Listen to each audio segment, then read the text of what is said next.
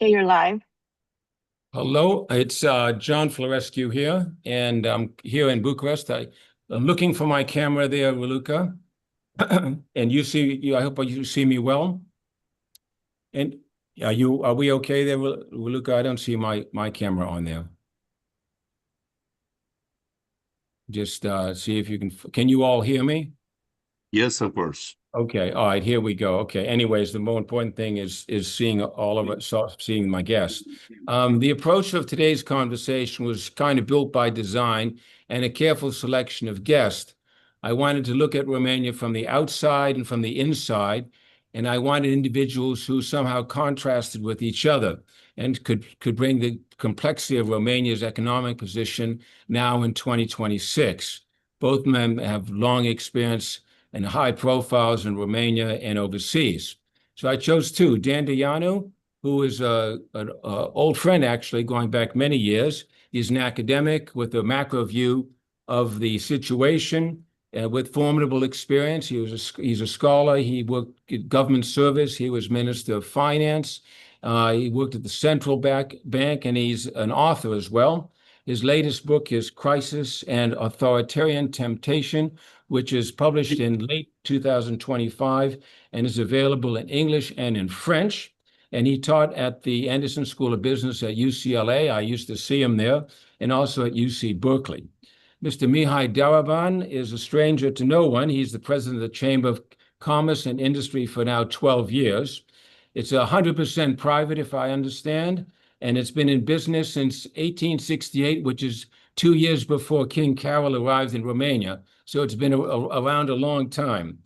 And I would say that it's a significant footprint because it has 1.2 million active companies, and they analyze some 900 companies every year, and they are connected to chambers of commerce around the world. And interestingly, they also happen to own Rom Expo.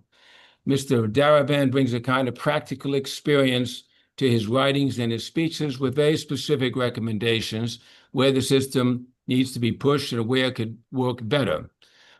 Now, I'll begin with you, Dan, if I may, and in the second half of the hour, we'll be drawn to Mr. Daraban for the last word in the last half hour. And if there are any interesting questions that I see on my screen, I'll take them up. Dan, I'm going to ask with a very general question. Can you just give me a picture of the economic situation in Romania today? Thanks, everybody, and I'm thankful for this invitation. I hope not to disappoint you with, very briefly, I'll try to present a picture. The Romanian economy over the past 20 years has been growing quite rapidly. There is an undeniable economic convergence. Whether we judge it by looking at the GDP, the overall GDP, the growth rate of the GDP, and income per capita, but clearly there are very large income differentials. Now, if there is something which is crippling the Romanian economy nowadays, or in recent years, has been the growing budget deficit, fiscal deficit. Romania was clearly an outlier in the European Union with a very, very large fiscal deficit in 2024, above 9% of GDP. Very unusual. It was comparable to the fiscal deficit in the year of the pandemic. So it's very unusual for a country in peace times with no major shocks hitting to have such a big fiscal deficit. And the main explanation are the hikes in pensions and wages in the public sector. I'm not against such hikes, but I'm against when a government is overshooting and goes beyond what's prudent. And the day of reckoning has come last year. Financial markets were expecting a major correction of the fiscal deficit. against the background of a looming downgrade of the sovereign rating, which would have been very, very bad, whereas the cost of borrowings would have gone up. And the Belarusian government adopted a package, a set of measures. Some of the measures, I'm not saying, I mean, most of the measures were necessary, badly needed. I know that Mr. Daraban could say, look, but the rise in taxes has hurt the business sector and should have been avoided. But this view, I would say, is very one-sided, and I'll tell you why. Cutting massively public expenditure to the tune of 3 percentage points of GDP was completely unrealistic. And to believe that tax revenue collection, which is very low, is very bad in Romania, could have been improved. What is it when you say very bad, as not to interrupt, but it's as an very example? low. I mean, it's the average in the Union is about 40% of GDP. In Romania, in the past 2 decades, this ratio has been hovering around 27–28% of GDP. Right. Even if we compare Romania with the peer countries, with the Czech Republic, Czechia, with Hungary, with Poland, where tax revenue, including social contributions and contributions in general, in those countries, tax revenues amount to 35–36% of GDP. So it's pathetic. It's pathetic. But at the end of the day, clearly,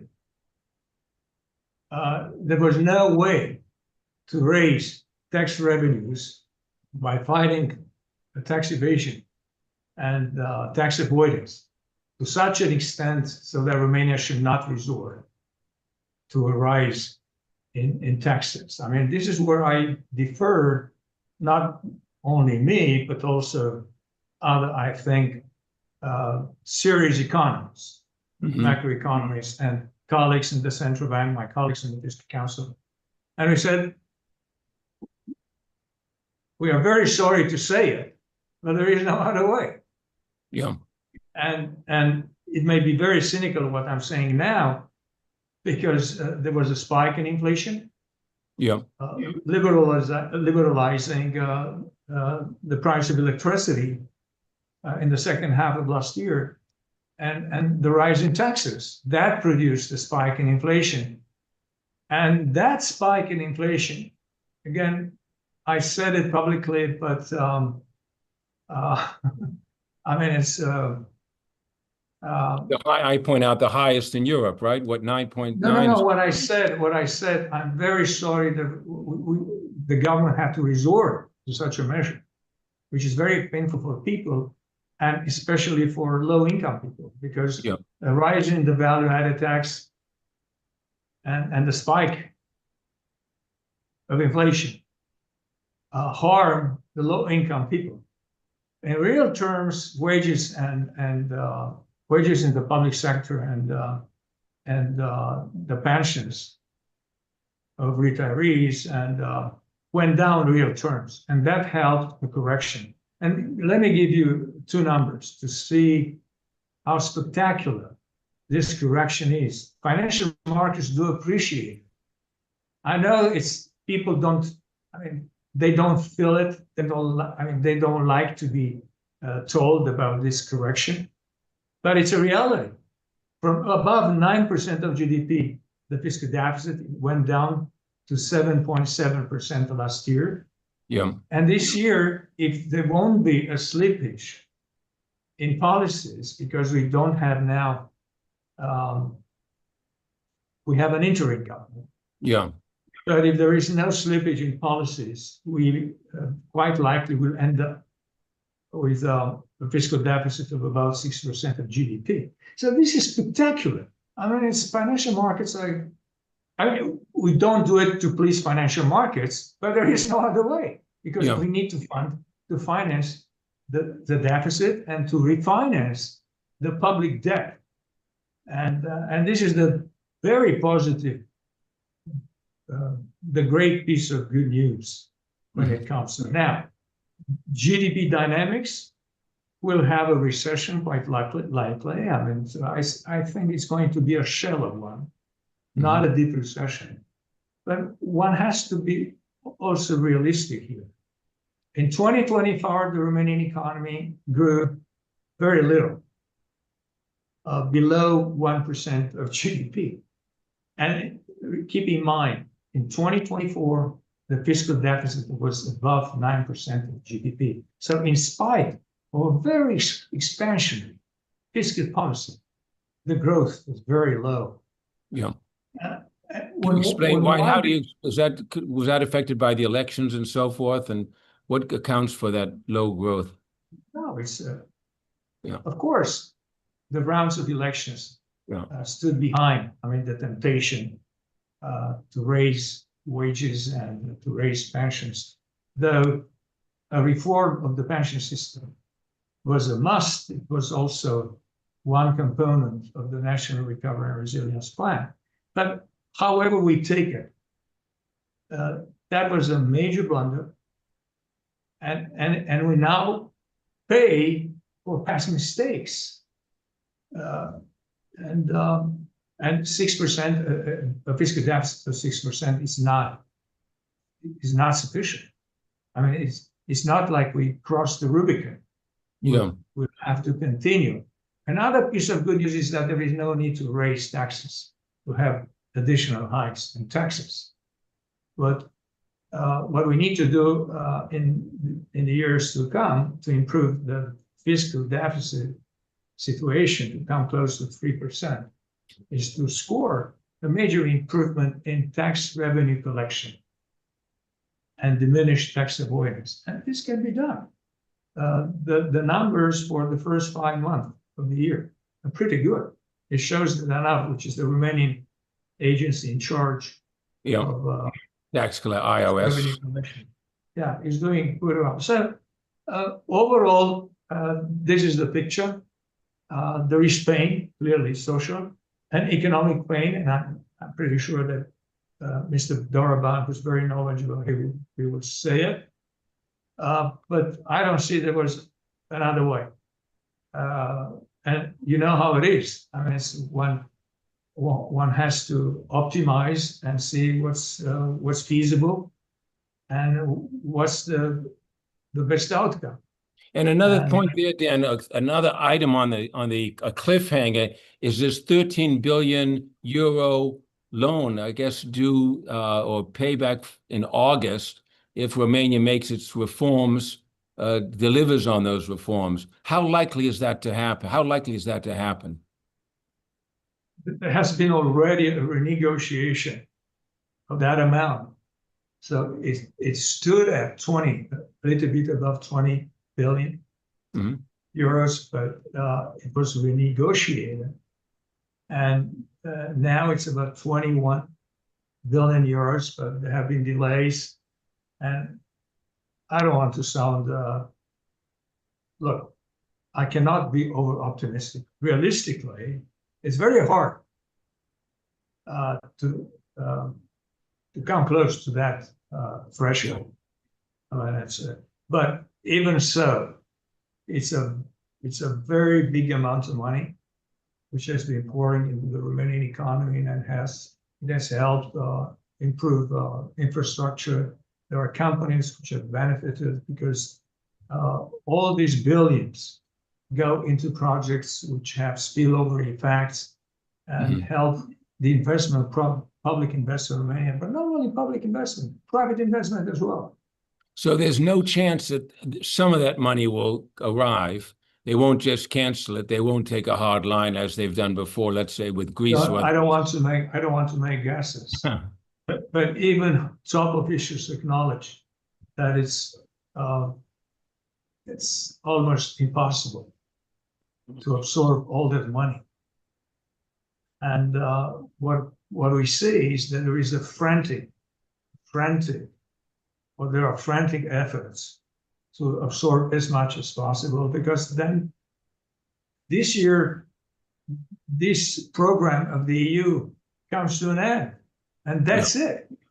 Only SAFE, which is the program focused on improving the defense capacity of Romania within the context of improving the defense capacity of the Union in general, could partially offset the disappearance of the National Recovery and Resilience plans, because spending more for defense, and especially when some of that spending,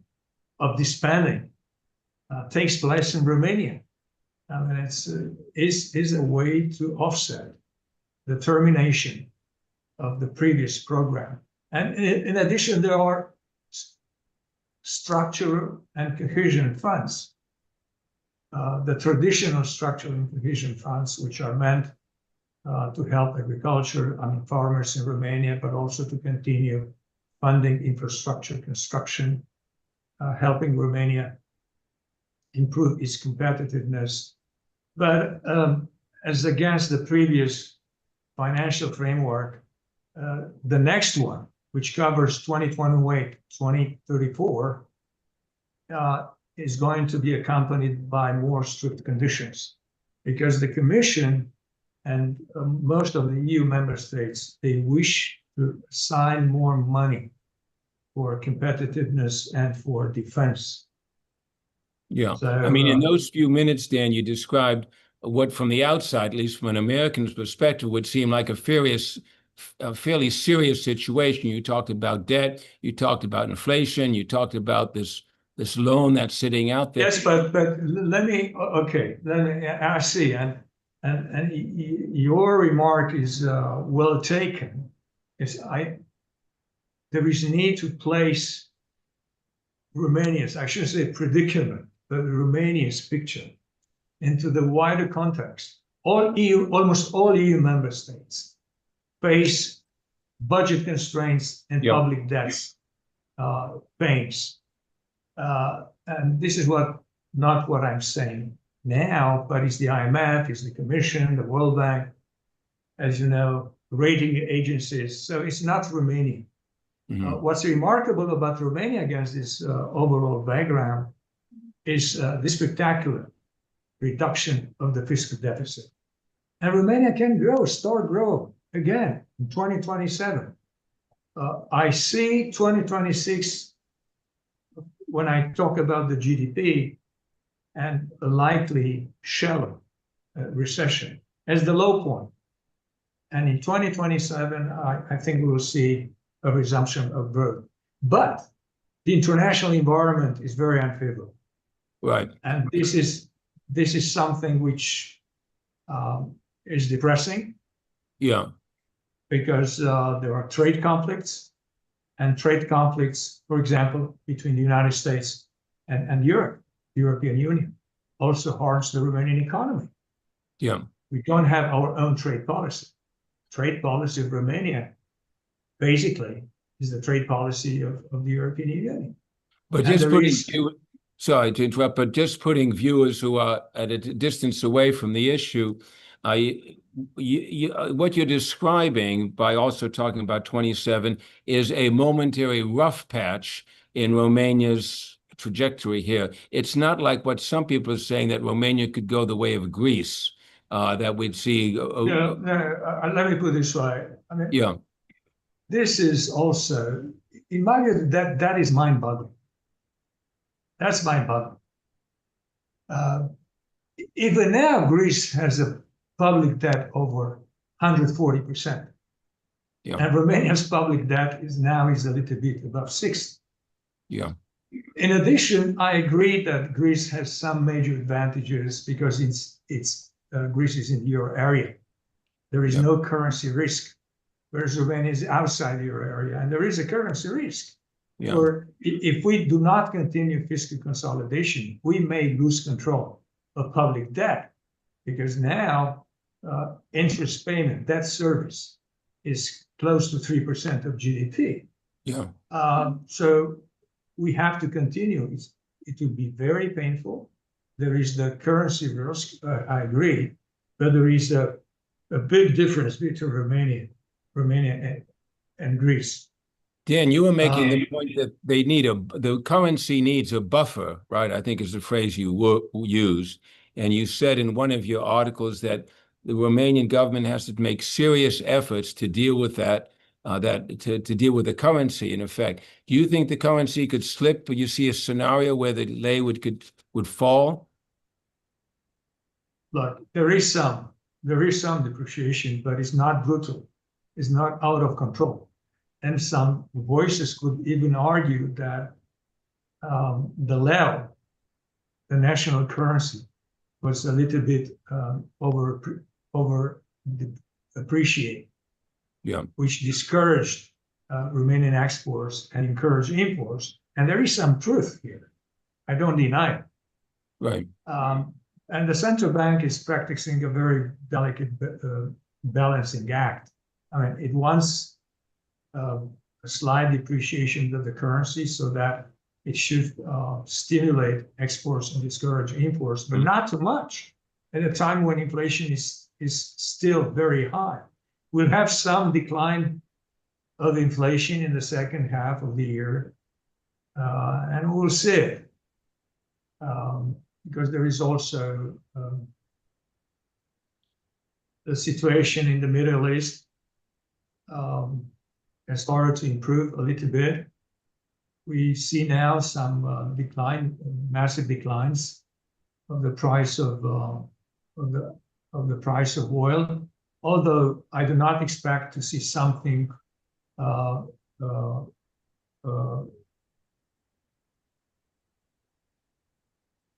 the level which we experienced in the world before the crisis in the Middle East erupted. And there are still major damage to supply chains, and risk aversion is higher nowadays. So the bottom line is that there is an international environment which is not good, is not favorable. But yeah, one economist was telling me that Romania is in complete denial, that there's really no consensus about what's going wrong. But listening to you now, I'd say that might be an exaggeration, or is it not an exaggeration? When I say what? There is no consensus about... There's not a consensus among the people who influence the economy about what are the causes of our ills. I mean, people talk about the war in Iran, they talk about Ukraine, they talk the absence of government, they talk, like you did, about poor tax collection, that there's not a consensus of what's actually bedeviling the situation in Romania. Do you think that's true, or do you think there's a body of consensus on? I do not agree that there is a disaster in front of our eyes, and there is no way, to escape a Greek-like downfall. I think that's, excuse my expression, but I think that's bullshit. Yeah.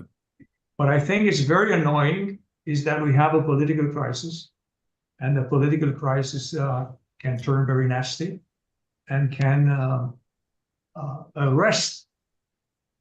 There is a possibility, a likelihood to see an arrest of the fiscal correction. And that would be very bad, because we could lose control of the dynamics of public debt, and borrowings will be more and more costly, and debt service will go up, and so on. And that would be very bad. And in the end, we might see a scenario which would be close to what Romania experienced about 15 years ago, when there was a troika with the Commission and the IMF and the World Bank. That could happen.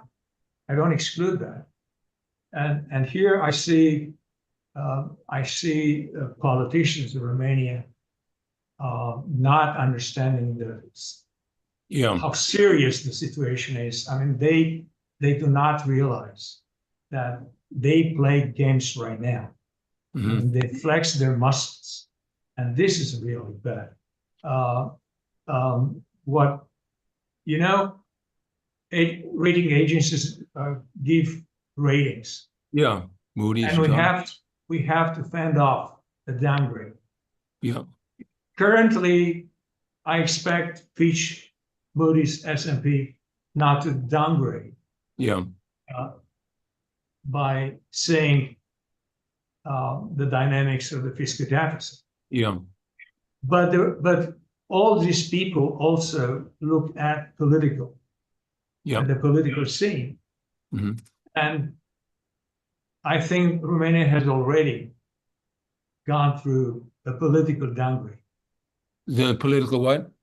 A political downgrade. Yeah. A political downgrade. Yeah. Because if a government cannot continue reforms and policies of correction, Yeah. the economic situation is going to deteriorate. And so how much time, I mean, how much patience do you think the government has in this now 60 days or so in which they're trying to form a government? How much patience do you think the government has before they risk, scaring off the rating? We should not talk about patience. Government is not the patience of governments. It's the patience of markets. Yeah. The big question is whether financial markets will have patience with mistakes, political mistakes. In Romania, in the inability of the main political parties to come to an agreement, to compromise. Politics is also the art of compromising in such a way as to help practice good policies. I mean, this is the big question. 3 or 4 months ago, I would not have expected to land in this territory.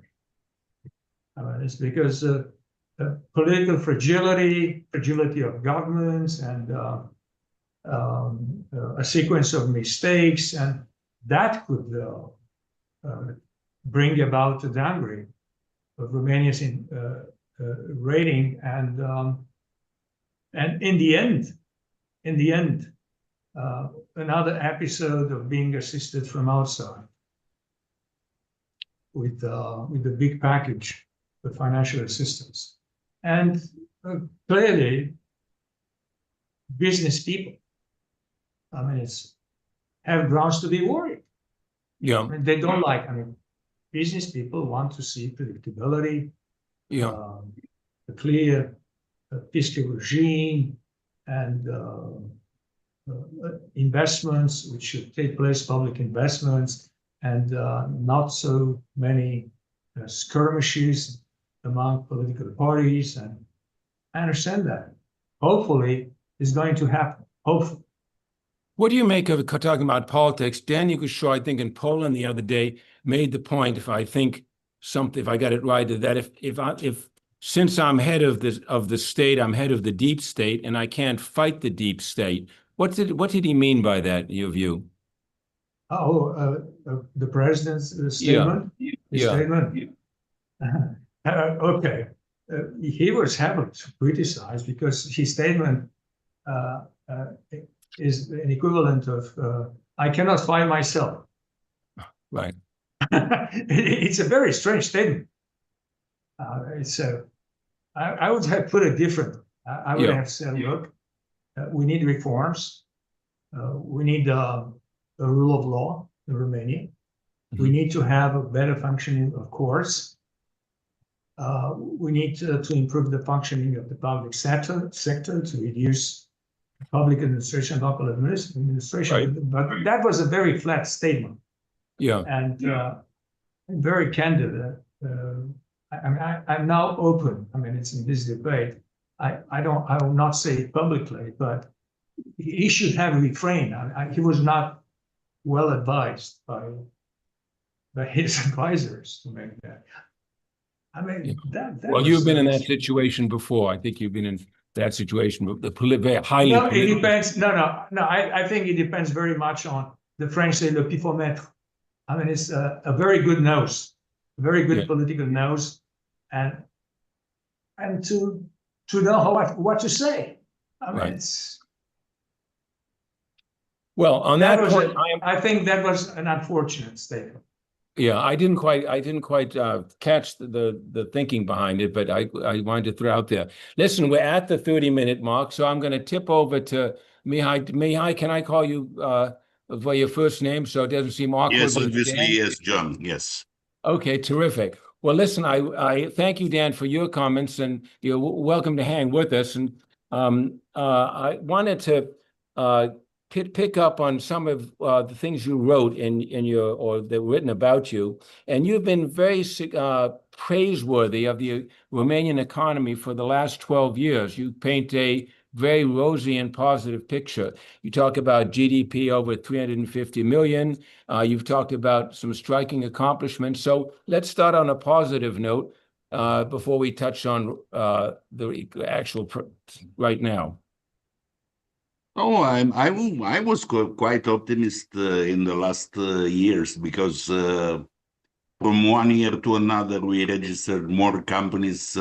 I'm not speaking about new company registration or new, let's say, new entries. I'm speaking about companies that more companies that are submitting the fiscal statement to the fiscal authorities, which is what Dan was talking the about. main important figure for me, because now saying we have about 1,260,000 companies at the trade register and only 917,881 have submitted the fiscal statements to the fiscal authorities, but is an increasement of almost 50,000 companies from one year to another. Obviously, I still don't have the situation for 2025, because somewhere at the beginning of September, I should be able to share with you the situation for 2025, because despite of the fact that the last date of fiscal statements submitting 31st of May, we still have reputable companies that are still working on this, because they have external audits and many other, let's say, steps in bureaucracy to finalize the fiscal statement. So somewhere at the beginning of August, end of August, I should be able to have a clear picture about 2025. Yeah, let me stop you there. You were saying there are 360,000 companies that had not filed taxes. Is that correct? Something like that? They are missing.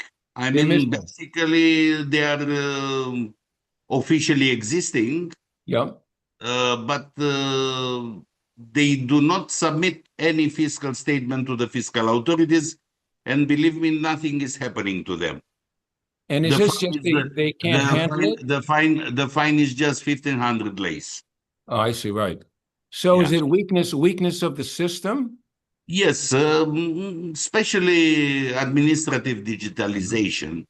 Mhm. And Eurostat is sometimes reminding us that they are among the last positions within the EU in terms of digital administration. But we are working to improve this situation. However, as I mentioned, I'm quite optimistic about how the business community is evolving. But the main problem of Romania is that we cannot satisfy the thirsty of consumption of the state. Yeah. This is the main problem, because, for example, last year we registered a turnover with about 37 billion euros.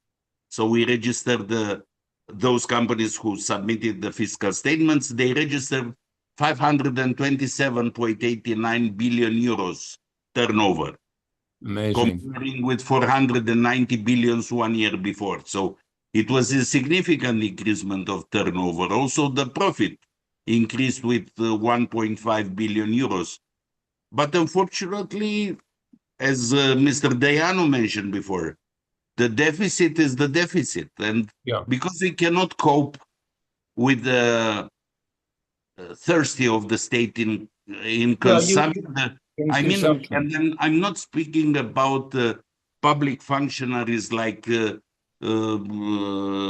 doctors in the health system, in the education system, in the army system, police, justice. I'm speaking about the administrative body of the state. Yes, Mihai, you were making a good point there about the Judettes. You said we have Yes, 42 Judettes, and we could probably get by with 12. yes, and we are so blocked.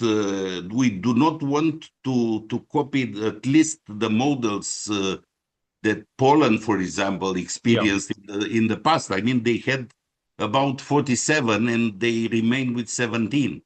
Yeah. We do not want to learn from the experience of the others. So you And can't get the mayors, you can't get the mayors out of those jobs, even though they have small communities. we, of course, the main problem is that the mayor is voting in the party. Yeah.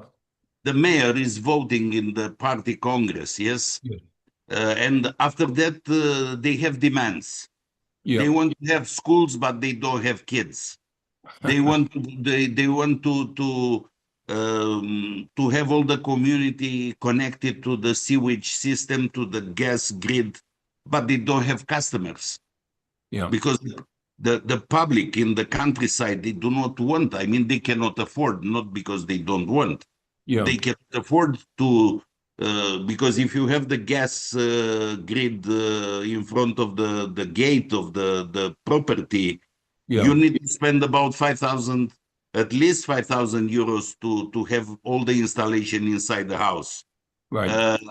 Also with the sewage system. So basically it's a wasting of money. I don't want to mention, but we have about 4,000 sport halls in the countryside. Amazing. All of them are deposits. All of them are deposits now. None of them are used Sports halls. for sport activities because And they in don't. And in Bucharest here, we have, what, 7 different town halls, correct? And we could probably get by with far fewer. Is that right? Yes, exactly. So we have to cut these administrative spendings. I mean, Romania cannot afford to function anymore as the 68 model because we are now divided in, as you mentioned, Județ, on a law created in 1968. When was a totally another view about the future of Romania, about the developments of Romania, industrialization of Romania that was established at that time. So now we are playing in another era. Circumstances, era. So now we cannot afford to pay so many administrative bodies. We have villages of 1,000 people, 500 people. We will always ask to decrease and to create a merging system of these villages. I mean, to not have a village below 5,000 citizens, Yeah. to not have cities below 10,000 people. Why to have 42 let's say, provinces, districts, instead of 10, 15, I don't know. And even Bucharest, why to have 7 city halls in Bucharest? Yeah. I mean, 7. when I was in your office, I was startled by one thing you said, is that Romania has a hard time selling its products overseas. And you go all over the world. I see you've been to Japan, every corner of the globe, to try to push Romanian commerce. I remember 30 years ago, they could sell Gero Vital in America. They could sell Arrow Jeeps in America. And why is it that the products they make are not well represented? You made a comment about Romanian diplomacy. They're not skilled also in pushing the economic agenda. You talked about trade missions that don't put business first, which is usually the job of many ambassadors today, at least from the United States and other countries, France and elsewhere. Why do you think that is? It's difficult to say, it's easy to criticize. Yeah, of course. Of course, there is a lack of economical diplomacy, and I don't want let's say, to speak too many things about the Chamber of Commerce, but we are the only body, we are the only institution that is still involved in the economical diplomacy based on our own resources. We don't get any fund from the state budget, so we are managing ourselves with our own resources, and we are trying to do as much as we can to reconnect Romania with the former markets, with the traditional markets, as much as we can. So obviously, our business community is also not willing to go ahead with the internationalization of their business. I mean, I don't want to say that we are quite lazy in this aspect, but it's the truth. I mean, it's difficult to convince a Romanian businessman to do business overseas mainly. Of course, they are more accustomed to do business inside the EU, because I cannot even call it foreign trade. Is a intra-community system. So basically 75% of our, let's say, foreign trade is within the EU. We have 10% to still those non-EU countries in Europe. And unfortunately, on the rest of the planet, we can speak about 15%, and the planet is huge enough. Yeah. And so with the United States, since we have U.S. Listeners here and viewers, with the United States, where do we stand? I mean, what do the statistics show? We had a very good statistic at the end of 2024. I mean, we reached only in the exchange of goods, we had, let's say, 3.6 billion euros. Unfortunately, at the level of 2025, at the level of November, I don't have the final statistic, because it's not depending on me, it's by National Institute of Statistics, but it looks that is lower than 2024. I mean, at the 1st of November, we hardly reach 2.1 billion euros. But we have in services, we registered 5 billion euros, which is, I separate always trade of goods with the trade of services. But the main important thing is that officially at the trade register at the level of April, we registered 9,158 companies with US capital inside. I do not want to create confusion that these 9,158 are with majority US capital. But within this 9,158, there is at least one shareholder with US passport. I see. Well, these are the best ambassadors of how to do business in Romania, because they are active on the market in Romania. You were talking in your piece about Romanian software engineers and programs and so forth, who are recognized all over the world. They just won in Houston at a robot competition worldwide. The number 1, number 2, and number 3 were all Romanian. It wasn't Romania. John, there is another thing that it's difficult for us to cope with the statistics. For example, if a Mercedes S-Class is very common car in the United States, yes, in this on all the streets of the United States. Nobody knows that the gearbox and the electric wire system are manufactured in Romania. The car is arriving in US under the German flag. But nobody knows among the American customers that about 40% of the value of the car is manufactured in Romania. Like windshields and all kinds of things. I know of Timmy Exactly, because still in the Romanian automotive industry, we can speak about 206,000 workers that are involved in the automotive industry. And imagine that Renault and Ford, the only car manufacturers in Romania, both are employing, let's say about 18,000 people. But the difference to 206,000, they are making a lot of parts, a lot of devices for many other brands worldwide. I mean, it's remarkable that Renault's most successful car happens to be the Romanian car, happens to be the Dacia. I think goes back to de Gaulle's visit in '68. And when you look at the IT companies, they're relying on Romanian expertise.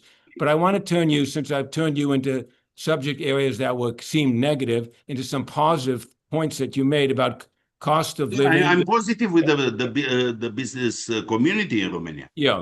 Totally positive. But yeah. as I mentioned, we have the main enemy is the thirsty of the state. Right. This is the problem. Going to purchasing power in Romania, you made an interesting point that over a decade, it increased from 45% to, I think, 77%.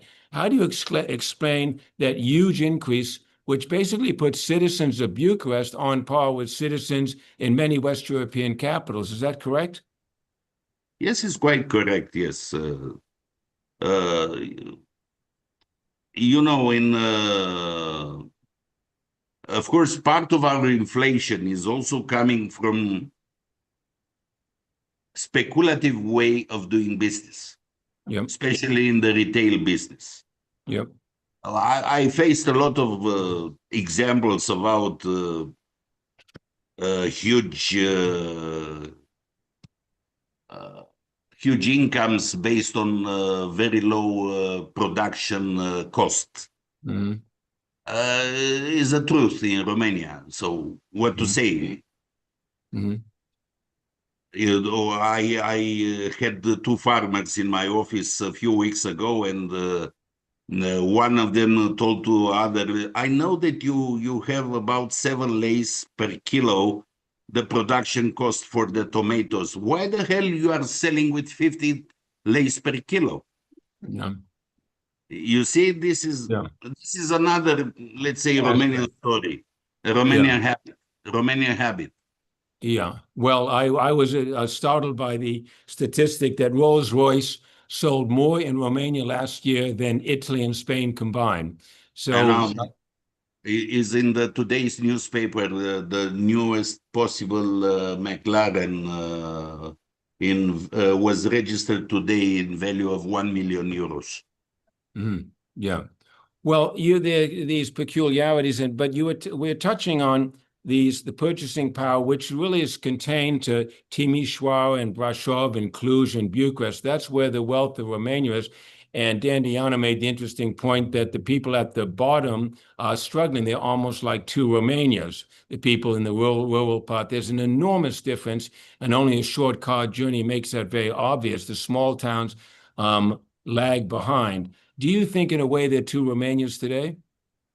We have to go ahead with the re-administrative organization of Romania, a new architecture of the state based on these development areas, because obviously we will go ahead with two Romanias going like this, but we have to readjust the administrative body of Romania to decrease the number of provinces and to create added value to many more citizens, not just keep these development islands like you mentioned, Bucharest, Timișoara, Cluj, Constanța, and what about the others? Mm-hmm. In this kind of triangular world of three superpowers, China, United States, and at least militarily Russia, the Europeans are opening their doors to China. We've seen that in the UK. We've seen that to France. What kind of investment are you seeing from China? We see Chinese cars here now. What kind of investment do you see from China or Romania into China's exports? We are very much interested in the energy sector, not in the automotive industry. Yeah. I know that generally speaking, the Chinese cars are for unique use, but we are mainly focused in the energy sector, because what we are suffering more than ever is the energy price. Mm-hmm. I mean, we are not so affected by the fiscal code, by the political instability, but the energy prices are causing a lot of damages to the business community. And it's not valid only for Romania, but generally speaking, Yeah. at the level of the EU, energy is far more expensive than the competition. I mean, we have about 3 times more than China, about 2 times more than United States. So it's difficult to cope in this market with these levels of the energy. So this is the problem. And the Chinese are looking now for greenfield investments. They learned that they cannot touch the critical infrastructure anymore. Mhm. So not too many questions coming from Huawei or some Yeah. other sectors, but they learned that they can register companies in Romania, they can become Romanian judicial persons, and they can create greenfield investments. We are mainly interested in electricity producing, uh, also in connection, in direct connection with the storage capacity. Well, Not you just see that you see Romania performing well in green energy, in electrical energy, solar energy, nuclear energy. I know that there were discussions with the Yes, and United States. hopefully in the future with the new facility in the Black Sea offshore Romania, we hope to have a very intensive fertilizing industry, because the fertilizing industry is one of the industry that is consuming a lot of gas. Mhm. We hope to have a lot of consumers until then, because otherwise the gas will pass in front of us, will pass east-west Romania, will be sold abroad, and that's it. And we will cry that we cannot keep the gas inside the country, but we don't have consumers. I have been hearing that a lot of this chatter about swallowing Moldova into Romania. How do you see that, number one, in terms of a benefit to Romania? To me, it sounds a little bit like when West Germany took over East Germany and it was the poorest sister. Do you see that as a net gain? And secondly, there's an effort afoot to try to create a chamber of commerce for Romania, Moldova, and I think Romania, a joint Romania, Moldova, and I think Ukraine chamber of commerce. Does that make sense to you? We did everything we could to keep these guys close to us. We did a lot of efforts. I think that is the time and moment that, from at least from my point of view, is I told you I'm not involved in the state body. Yeah. I'm not a diplomat. I'm coming from the private sector. I never worked for the state in my life. Yeah. I should say that I'm waiting. I'm Mhm. waiting their decision, how they will treat us, Mhm. because we did a lot of healthy and good steps with them, Mhm. giving them passports, giving them Yeah. uh, studies facilities, and Yeah. many incentive, a Yeah. lot of support. Now is the time to wait. Right. Let's see their behavior. I see. I should not spend 1% effort anymore. Mhm. I should wait their Right. decision. Do you want to come with us in the same boat, Mhm. or you want to still stay Yeah. in a tender? I see. One of the suggestions you made, we are talking about exports to the European community. You said 77% or something. Exports more difficult, with greater difficulty to the United States, because they tend to be more service skills rather than products. In other words, Romania Yes. is not making products, a point you made. But you also made the interesting point that Romania should go back to dairy products, pork products, and bakery goods. Tell me a little about that. Romania had a strong hand in that and effectively dropped it. Yes, fortunately, John, as I mentioned to you during the last visit, we have a very divided agriculture. Yeah. We have about 708,000 farmers. Yeah. We're the champions in Europe. At the level of the EU, 33% of the farmers of the EU, you can find them in Romania as number. Mhm. But they are producing 3.2% of the final products of the EU. Let's take into consideration that in Netherlands, there are 0.5% of the farmers of the EU, and they are coming with 6.6% of the final production. In France, you have 4% of the farmers, they are producing 18% of the final products. Yeah. So the main problem in Romania that I told you 708,000 farmers. 704,000 of them, so 4,000 less, are up to 100 hectares. Hectares, right. Yeah, up to 100. Right. So we have only 250 farmers above 1,000 hectares. Right. So it's I'm optimist with quite a very slow process of creating big farmers,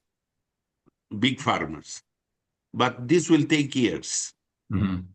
But finally, I see for Romania as a final export landmarks in the future, the final results, processed products coming from agriculture sector on one hand, and the megawatt on the other hand. I mean energy. Of course, I should like to say, I would like to say that the main landmark of Romania in the future should be the microprocessor, the semiconductors. But I'm also aware that we are on the last position in research and development of the at the level of the EU.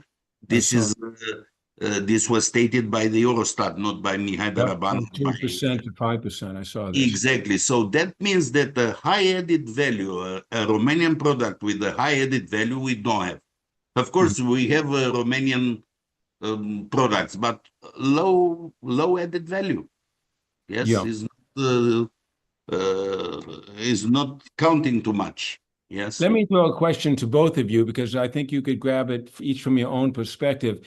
If obviously Romania's biggest ally is the EU, and now we see in the EU a sense of a whiff, a smell of a German-French sense that they should lead the EU, like at the beginning there was that sense when the EU was developed. But let me ask you this. If Romania has an ally in the EU, economically speaking, which country is it? Inside the EU? Yeah. Dan, you can jump in as well. Now looking to the figures, looking to the right figures is Germany. Germany. Dan? I mean, 20% of Let me, it depends on what, it depends. I mean, I would not focus on trade links primarily. And I think that both France and Germany are weaker than they used to be. If you look now, there is a group of 6 countries, EU member states, which try to form a core, which includes Poland. Poland is becoming a heavyweight. Yeah. And now, if you ask me, what shall we do? How to strategize? This is difficult. We don't have the strength as an economy of Poland. We are more peripheric inside the EU, in spite of having a GDP of close to 400 billion euros. We're not peanuts, because there are countries very small. I mean, peanuts. And there is something which is going to diminish our ability to grow in terms of quality, value added. Critical sectors of the Romanian economy are controlled by international companies. So it's hard for a country to strategize when major chunks of its economy are controlled by international companies. International companies strategize, clearly.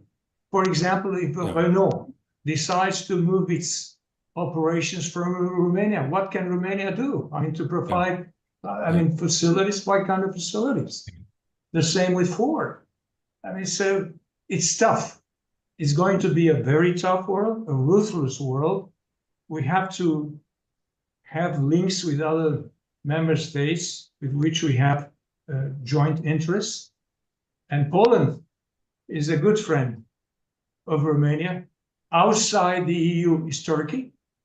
I mean, and Mr. Daraban can tell you much more than I can. I mean, Turkey, because Turkey is a heavyweight in the Black Sea area, and about the chamber, a joint chamber with Ukraine and Moldova. No, I don't think it's a non-starter in my view. Non-starter. Okay, now on that, one can have a chamber. I mean, it's like there is the American-Romanian chamber, there is the German-Romanian chamber, there is the French-Romanian chamber. But to have there should be a purpose. If we want to have lucrative businesses in Ukraine, because the reconstruction of Ukraine is going to start. And that we should, but we should not be second fiddle for Ukraine, for Ukrainians, guys and Ukrainian companies. We have to be very careful. Right. Now, on that point, I'm going to... John, about one thing that I would like to underline about, because Mr. Dăianu mentioned about this chamber system. I do have some questions about the AmCham in Romania. Yeah. For example, if you look to the French-Romanian chamber, I've met first CEO was Mr. François Coste from Groupama. Thereafter was, I think, Julien from Carrefour. After that was Eric Stab. Now it was Richard Perran from KPMG. Now is Richard Nicolas from Engie. But if we look to the history of AmCham, a part of Radu, which was an American citizen. Yeah. If you look to the history of AmCham Romania, I've met only Romanians, and the main membership of AmCham are mainly Transgaz, Transelectrica, Hidroelectrica, and Romgaz. Yeah, that's true. And the chairs of the chairman of the chairmanship of the AmCham was Ionut Simeon, Mrs. Daniela Nemoianu. Anyway, I haven't seen any genuine American name, at least. That's maybe true. both in Romania, but with American name. Right. That is true. That is true. There is no any U.S. entity to represent AmCham. Of course, we as Romanians, we are. I should be tomorrow, but I cannot because I'm the Chamber of Commerce of Romania. But I should be member of AmCham because the embassy is calling every time for reception. Right. Right. Well, gentlemen, I want to thank you for both a brilliant and impassioned projection of Romania's ambitions and its scope. You do it in a kind of parallel way and convincing, and I think people will find it very interesting. I didn't even bother. We had a lot of questions coming in, but we barely had enough time to take care of both of you in this hour. So maybe we'll have to schedule sometime in the future. But thank you both for coming.